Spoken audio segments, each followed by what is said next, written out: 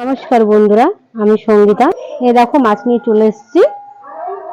দেখেছো কত বড়, 1 কিলোর উপরে আছে, প্রায় 1.5 কিলো আছে। আজকে হবে রুই পোস্ত। কি হবে বন্ধুরা বলো তো? কি হলো? কি হবে? রুই কাতলা। রুই কাতলা না, রুই পোস্ত আজকে হবে। দেখতে থাকো। কেটে নেবো, খুন্তি দিয়ে আঁশটা ছাড়িয়ে নেবো।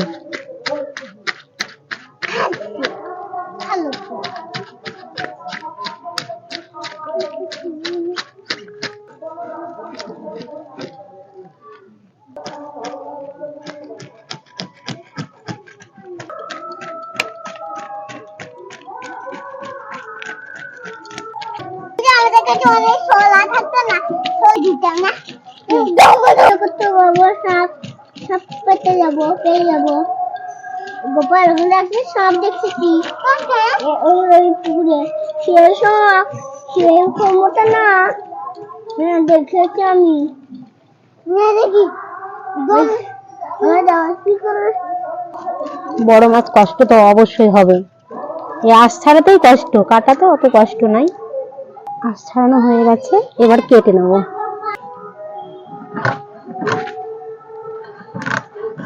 আমি ছাই ছাড়া মাছ কাটতে পারি না, তার জন্য ছাই নিয়েছি। বাবারে বাবা, মাছ কাটতে গিয়ে আমার দম ছুটে গেল। মাছ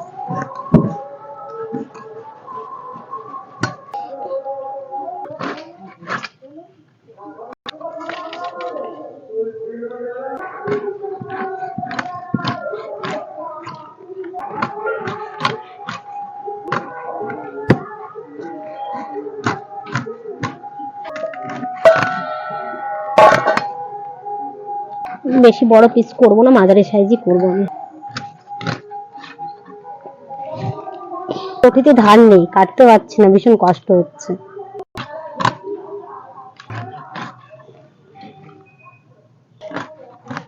মাছ কাটতে গেলে ভালো বটি না হলে মাছ কাটা যায় না, ভীষণ কষ্ট হয়। কাটা হয়েছে, অবশেষে পারলাম। মাছ কাটা হয়ে গেছে, মাছটা ধুয়ে নেবো এবার। কত কষ্ট হয় বলুন তো বন্ধুরা। মাছ ধোয়া হয়ে গেছে আমার। 1 চা চামচ লবণ দিয়ে দিচ্ছি, 1 চা চামচ হলুদ দিয়ে দেবো। এইভাবে মাখিয়ে নেব।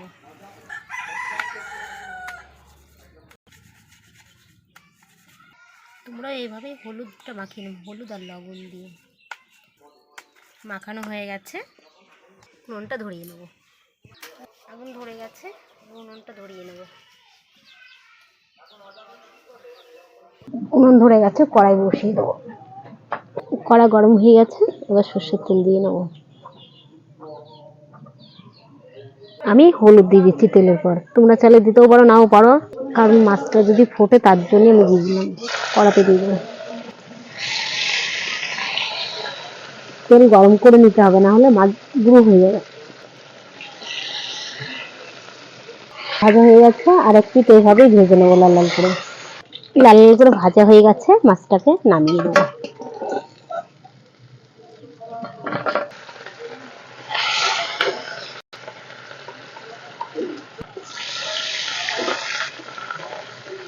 ভাজা হয়ে গেছে, এবার নামিয়ে দেবো।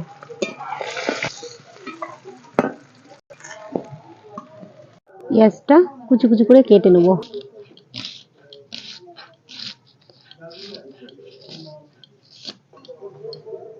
টমেটোটা কুচি কুচি করে কেটে নেবো।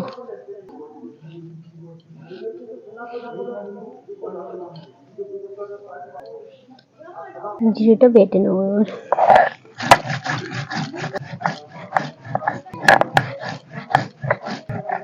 জিরে বাটা হয়ে গেছে, বাটিতে তুলে নেব।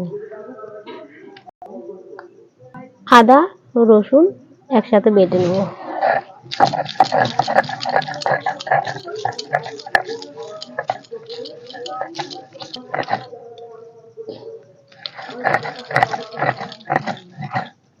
এখানে আছে পোস্ত, কাজু বাদাম, একসাথে বেটে নেবো দুটোকে।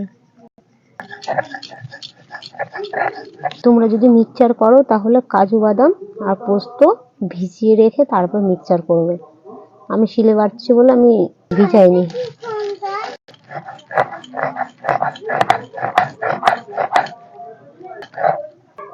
বাটা হয়ে গেছে, বাটিতে তুলে রাখবো।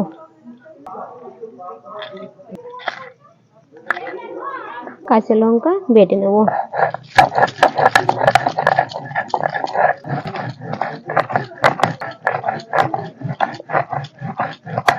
লঙ্কা বাটা হয়ে গেছে, বাটিতে তুলে রাখবো।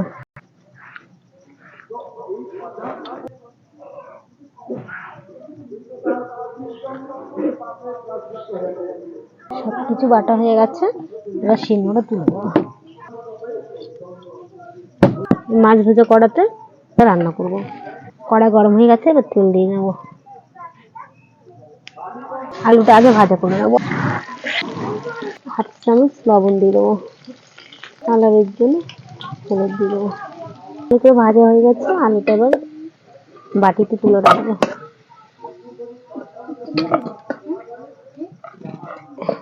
কালো জিরে দিয়ে দেবো, পেঁয়াজ কুচি, পেঁয়াজ লাল লাল করে ভাজা হয়ে গেছে, বাটা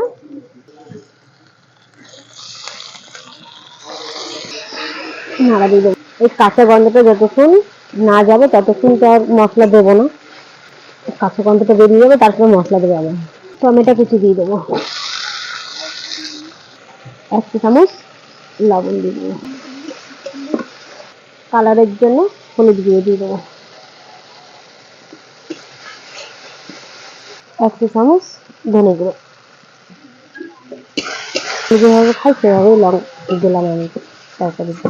মশলা কষানো হয়ে গেছে, পোস্ত কাজু বাদাম বাটা দিয়ে দেবো, দিয়ে এভাবে নেড়ে নেবো। দেওয়ার পরে পরিমাণ মতো জল দিয়ে দেবো।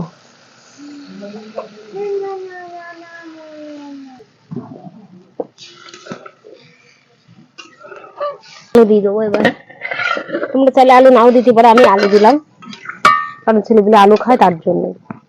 1/2 চা চামচ চিনি দিয়ে দেবো। আলু সিদ্ধ হয়ে গেছে, এবারে মাছ দিয়ে দেবো।